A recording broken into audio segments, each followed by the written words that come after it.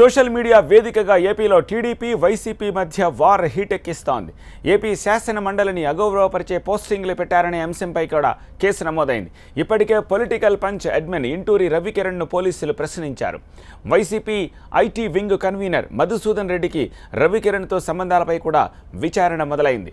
మధుసూదన్ రెడ్డికి 2 రోజుల క్రితమే నోటీసులు జారీ అయ్యాయి. తుళ్లూరు పోలీసుల ఎదుట విచారణకు హాజరయ్యారు మధుసూదన్ రెడ్డి.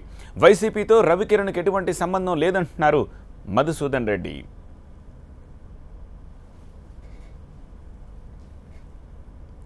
ఈ అంశానికి సంబంధించిన మరిన్ని డీటెయిల్స్ మా విజయవాడ ప్రతినిధి అశోక్ అందిస్తారు. అశోక్.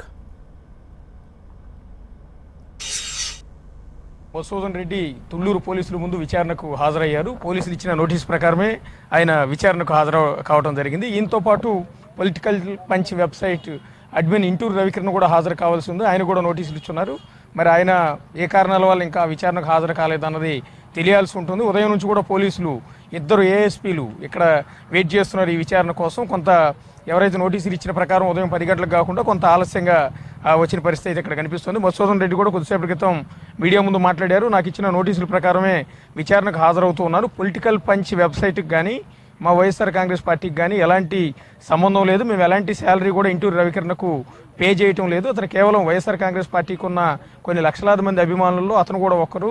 అందువల్ల పార్టీ మీద అభిమానంతో అతను కొన్ని సలహాలు ఇచ్చేవాడేమో కానీ ఈ విధమైన పోస్టింగ్లకు కానీ దీనికి కానీ ఎలాంటి సంబంధం లేదనేది మధుసూదన్ రెడ్డి చెప్తున్న మాటగా కనిపిస్తుంది. ప్రస్తుతం తుళ్లూరు పోలీస్ స్టేషన్ లోపలే మధుసూదన్ రెడ్డిని 2 ఏఎస్పీలు ప్రశ్నిస్తూ ఉన్నారు. అసలు వాస్తవానికి ఇంటూరి రవికిరణ్ మొన్న కన్ఫెషన్ రిపోర్ట్లో మొన్న ఏదైతే అతను విచారించినప్పుడు కొంత సమాచారం ఇచ్చారో ఆ సమాచారం ప్రకారం తాను వైఎస్ఆర్ కాంగ్రెస్ పార్టీ ఆఫీసులోనే పనిచేస్తున్నానని పోలీస్ విచారణలో చెప్పారు అనేది పోలీస్ అధికారులు చెప్తున్నమాట. కొద్దిసేపటి క్రితం ఏఎస్పీ వైటీ నాయుడు కూడా మీడియాతో మాట్లాడినప్పుడు ఆయన చెప్పిన మాట కూడా మొన్న ఇంటూరి రవికిరణ్ ఇక్కడికి తీసుకొచ్చి ప్రశ్నించినప్పుడు ఆయన కొంత సమాచారం ఇచ్చారు. తను వైఎస్ఆర్ కాంగ్రెస్ పార్టీ ఆఫీసులోనే పనిచేస్తున్నానని చెప్పారు. కాబట్టి వైఎస్ఆర్ కాంగ్రెస్ పార్టీకి సంబంధించిన ఐటీ వింగ్ విభాగానికి హెడ్గా పనిచేస్తున్న మధుసూదన్ రెడ్డికి నోటీసులు ఇచ్చాము. అందువల్ల అతన్ని ప్రశ్నిస్తాము. వైఎస్ఆర్ కాంగ్రెస్ పార్టీకి ఈ ఇంటూరి రవికిరణ్కి నిజంగా సంబంధాలు ఉన్నాయా లేదా అన్న అంశం మీద అతను ప్రశ్నించిన తర్వాత ఈ కేసులో ముందుకు ఎలా వెళ్ళాలన్న దాని మీద తదుపరి దర్యాప్తు చేస్తామని చెప్తున్నారు.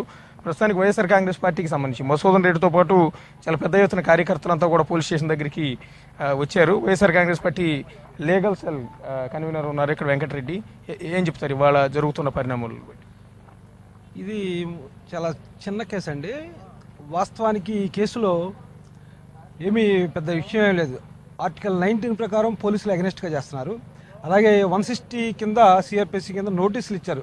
విట్నెస్గా సమన్ చేసి అతని నుంచి వివరాలు సేకరించి రవికిరణ్కి ఇతనికి ఏమైనా సంబంధం ఉందా అని చెప్పే విషయంలో మధుసూదన్ రెడ్డి గారిని అడగడానికి పిలిచారు. వాస్తవానికి వైఎస్ఆర్ కాంగ్రెస్ పార్టీకి రవికిరణ్ గారికి ఎటువంటి సంబంధం లేదు.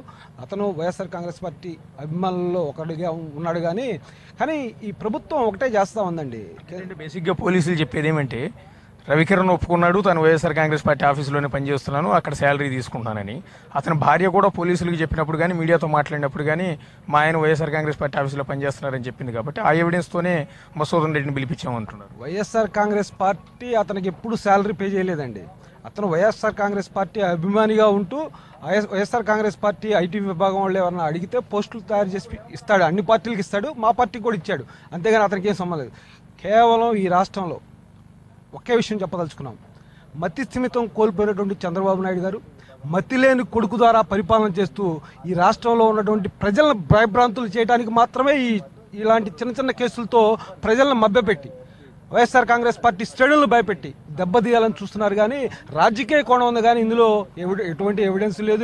చిన్న కేసు అండి ఇది. ఫ్రీడమ్ ఆఫ్ స్పీచ్ కింద శాసన మండలిని పెద్దల సభను ఒక బూతు బొమ్మలు పెట్టి పోస్టులు పెట్టడాన్ని సమర్థిస్తుందా మీ పార్టీ?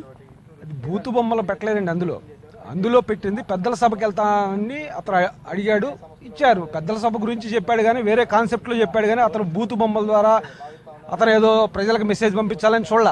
అతను చేసింది ఏంటంటే పెద్దల సభకి వెళ్తా అన్నాడు. అతను మామూలుగా అయితే అతనుకున్న స్ట్రక్చర్ ప్రకారం చంద్రబాబు నాయుడు కొడుకుగా అతను ప్రత్యక్ష రాజకీయాల్లో రావాల్సిన అవసరం ఉంది. ప్రత్యక్ష రాజకీయాల్లోకి రాకుండా నేరుగా ఈ పెద్దల సభ అంటే టెక్నికాలిటీ ఉన్నటువంటి వ్యక్తులు లేదంటే ఇంటలెక్చువల్స్ రావాల్సినటువంటి సభ అది.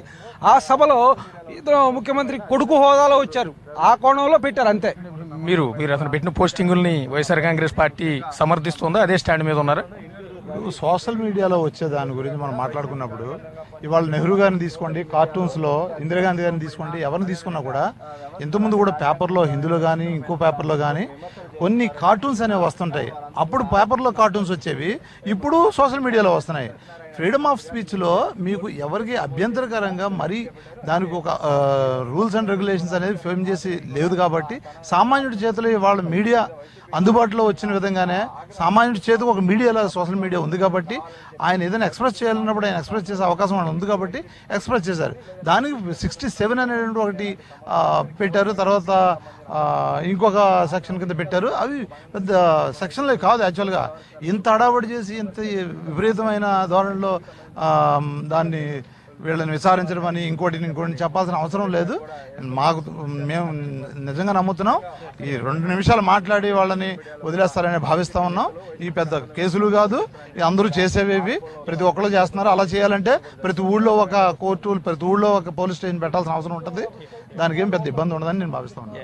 ప్రస్తుతం వైఎస్ఆర్ కాంగ్రెస్ పార్టీ అయితే అతను పెట్టిన పోస్టుల్లో పెద్దగా తప్పేమీ కనిపించలేదు. అతను కేవలం తాను ఎక్స్ప్రెస్ చేయాలనుకున్నది మాత్రమే ఆ పోస్టులో పెట్టాడని కొంత వాళ్ళకి మద్దతు పలికే అవకాశం కనిపిస్తుంది. ఇక దీంతో పాటు లోపలైతే మధుసూదన్ రెడ్డిని విచారణ కొనసాగుతుంది. ఎన్ని గంటల పాటు విచారిస్తారు, ఎలాంటి సమాధానాలు అతని నుంచి రాబడతారనేది, తర్వాత కేసు ఏ విధంగా ముందుకెళ్తుంది అనేది చూడాల్సి ఉంటుంది. Right, thank you Ashok.